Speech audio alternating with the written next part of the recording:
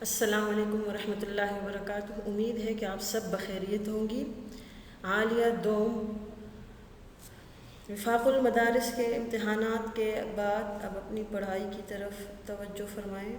یہ ہے آپ کا ٹائم ٹیبل، میجر 5 سبجیکٹ جس کا روزانہ کی بنیاد پر پیریڈ ہوا کرے گا۔ تفسیر ہے مشکات جلد اول، مشکات جلد دوم، ہدایہ اول، شرع عقائد۔ باقی نصاب کے سلسلے میں جتنی پوچھ گچھ آپ لوگوں نے کی تو اس پر ایک ویڈیو بن چکی ہے، تو ہر درجہ اپنا اپنا نصاب وہاں سے دیکھ لیجئے گا۔ ضروری ہدایات و پیغام برائے طلبہ و طالبات ہمیشہ کی طرح کہ نماز اور منزل کی پابندی کریں۔ تمام امت مسلمہ کے لیے دعا گو رہیے، خصوصاً اساتذہ کرام کے لیے، معلمین معلمات کے لیے۔ صبح و شام کے اذکار کی پابندی کریں۔ سبق نوٹ کرنے کے لیے کاپی بنا لی جائے۔ یاد رہے کہ پڑھایا گیا سبق دوبارہ نہیں پڑھایا جائے گا۔ روزانہ مطالعہ اور تکرار کی پابندی کیجیے۔ آن لائن کلاسز سے منسلک رہیے۔ والسلام، جزاکم اللہ خیراً ابدا۔ یہ ہے جماعت عالیہ دوم، مضمون مشکات دوم۔ ہفتہ وار حصہ سے اس کے پیریڈ وہ 6 ہوں گے، یعنی روزانہ ایک پیریڈ ہوا کرے گا۔ سبق نمبر 1، کتاب النکاح۔ اعوذ باللہ من الشیطان الرجیم، بسم اللہ الرحمن الرحیم۔ ماقبل کے ساتھ اس کا ربط کیا ہے، یعنی کتاب النکاح سے پہلے کون سا فصل تھا، کون سا باب تھا، کون سی کتاب تھی، اس کتاب کا اور اس کتاب النکاح کا آپس میں تعلق کیا ہے، ربط کیا ہے۔ تو اس سے پہلے کتاب البیوع کا ذکر تھا۔ بنات کے نصاب میں کتاب البیوع شامل نہیں ہے، بنات کا نصاب کتاب النکاح سے ہی شروع ہوتا ہے، لیکن اس کا جو ماقبل کے ساتھ ربط ہے تو اس کی بھی 2 وجوہات بیان کیے جاتے ہیں۔ پہلی وجہ یہ ہے کہ نکاح کے اندر بھی معاملات اور عبادات دونوں کی حیثیت موجود ہے، کیونکہ نکاح میں شوہر پر مہر، نان اور نفقہ واجب ہوتا ہے۔ اس وجہ سے معاملات کے بعد کتاب النکاح کو ذکر کیا۔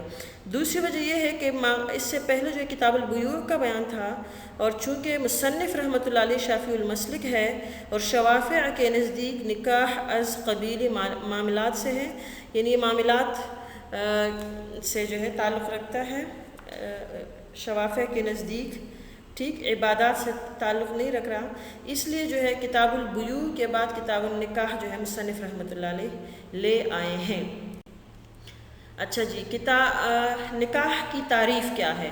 تو تعریف ہمیشہ 2 طرح کی ہوتی ہے، ایک لغوی اور ایک اصطلاحی۔ تو پہلے ہم لغوی کی طرف چلتے ہیں۔ نکاح کی لغوی معنی ہے وہ 3 ہے ادھر ہمارے پاس۔ تو پہلے معنی ہے نکاح کس باب سے ہے، نکاح ینکح ضرب یضرب سے ہے، اس کے معنی ہے ملنا، یا اس کے معنی دوسرے ہے سوراخ۔ تو ملنے میں چونکہ دونوں معنی اس میں پائے جاتے ہیں۔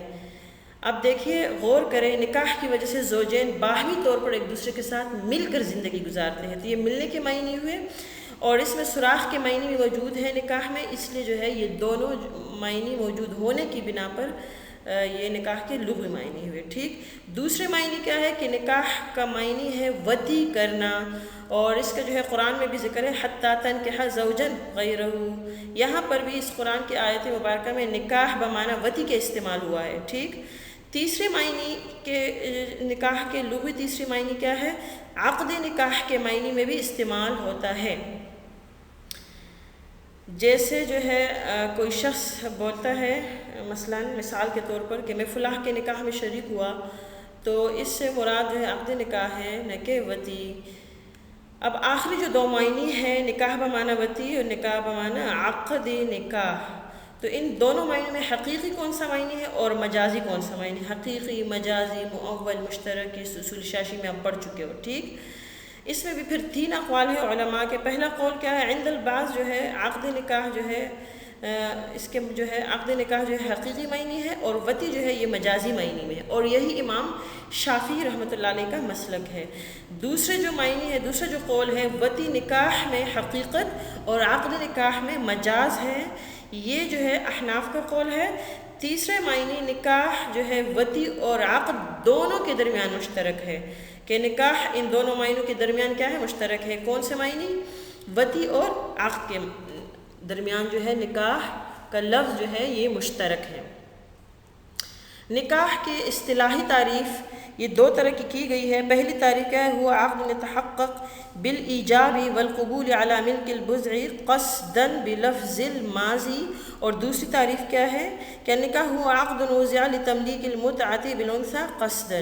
اب پہلی تعریف پہ اگر آپ سوچیے گا تو خود بخود انشاءاللہ آپ کو سمجھ آ جائے گی کہ نکاح ایسا عقد ہے جو ایجاب اور قبول کے سے جو ہے متحقق ہوتا ہے ملک بضع پر ملکیت حاصل کرنے پر قصداً لفظ ماضی کے ساتھ. یہ آپ نے کتاب النکاح جو ہے قدوری میں بھی پڑھا ہوگا اور آگے بھی انشاءاللہ پڑھتی جائے گی ہدایہ دوم میں.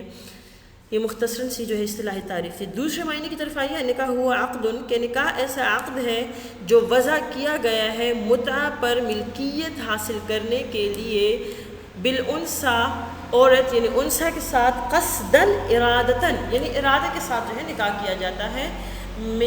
متعہ پر جو ہے متعہ پر ملکیت حاصل کی جاتی ہے. ٹھیک ہے. اور ایجاب اور قبول بھی جو ہے قصداً بلفظ الماضی جو ہے بولے جاتے ہیں. مشروعیت نکاح کی حکمت کیا ہے؟ یعنی اسلام نے نکاح کو مشروع قرار دیا. اس میں آخر کار حکمت کیا ہے؟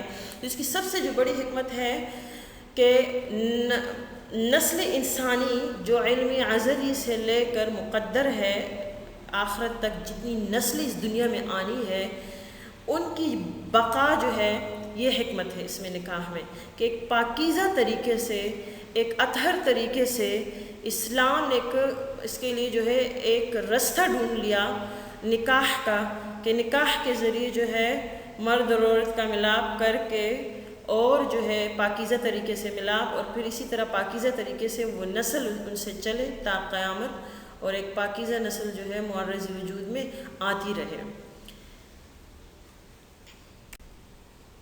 وآخر دعوانا الحمدللہ رب العالمین. آج کے لیے اتنا کافی تھا. انشاءاللہ مزید جو ہے نکاح کا حکم ہے وہ پھر اگلے درس میں ہوگا.